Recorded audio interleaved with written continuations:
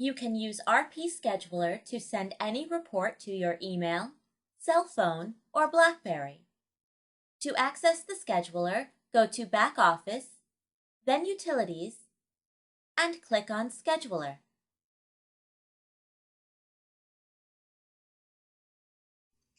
You can only auto-schedule a report if it exists in RP Query. When you open the scheduler, a list of your existing RP Query reports will show on the left side of the screen. Highlight the report you want to schedule.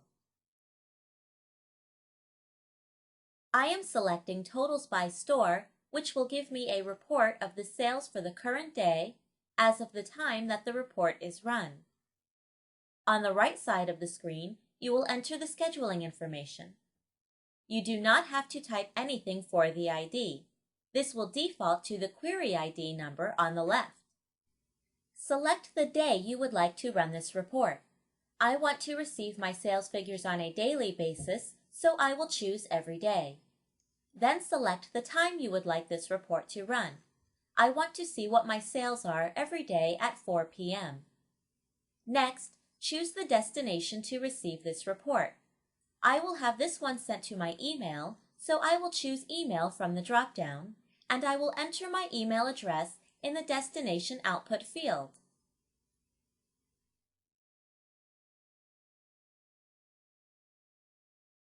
Click to the next line to save this schedule. To send the same report to a group of people, click Email Groups. Start by typing the name of the group you want to set up. Then type the first email address belonging to this group. Click to the next line to save your entry. To add another email address, enter the same group ID, then type the next email address belonging to the group. Continue this until you have a separate line for each email address that should be in this group.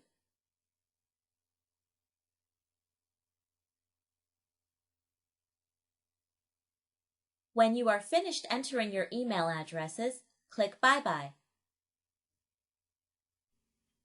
When you exit the scheduler, then reopen it, you will see that the group name is now in a drop-down list in the Destination Output field. Select the group, and each person in that group will receive the scheduled report. I would also like to see the final ending sales figures for the day. Instead of sending them to my email, I would like to have them sent to my cell phone. In this case, I still want to receive the report every day, but I will select the run time to be a time after the store has closed. The destination type will be mobile, and the destination output file will be my cell phone number plus my cellular provider's mail suffix. VRP lists the 4 most common to help you. To run a scheduled report on command, highlight the report and click Execute Now. When the report is finished, VRP will tell you that it is done, and a confirmation will be shown in the log. Here is what our emailed sales report looks like.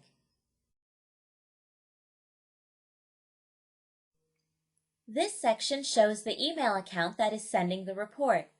The default mail account is a VRP mail account. You may wish to enter an email account for your company so that all people receiving scheduled reports will see them coming from an internal email account.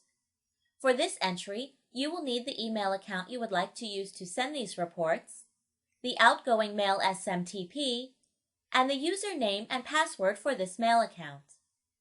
After entering this information, click Save.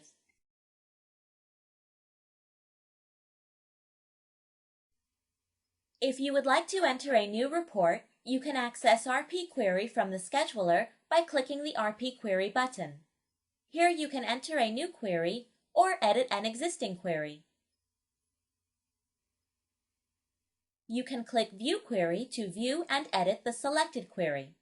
You may also choose to join two commands into a temporary table, which can be used to hold your report results. Let's click View Query to have a look at our sales report.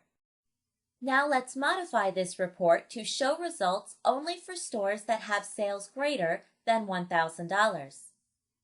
After our selection, we will enter a line that stores the results in a temporary table called pound sums.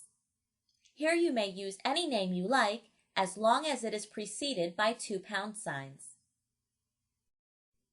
At the end of our query, we will enter a command to move all information into the table pound sums 2 if it exists in the temporary table pound sums and the amount sold is greater than 1,000.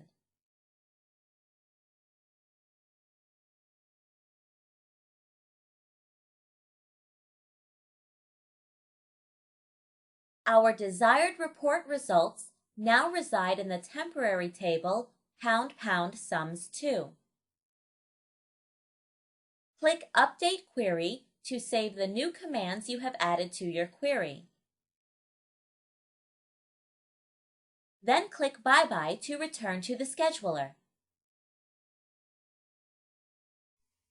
To send the correct results of our new query, we will enter pound sums 2 in the temporary table field for our scheduled report. Now let's click View Query once again to make our query more efficient. We will add a line at the very beginning to drop the table pound sums if it exists.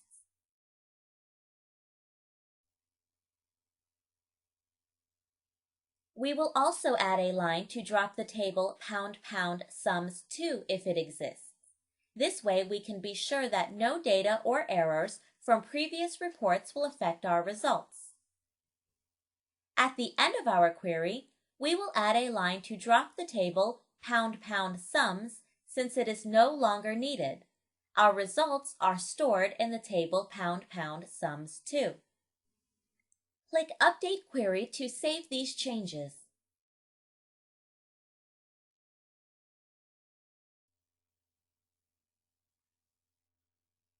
Then click Bye-bye to return to the scheduler. Click Auto Load Scheduler if you want the scheduler to load when you open the VRP program.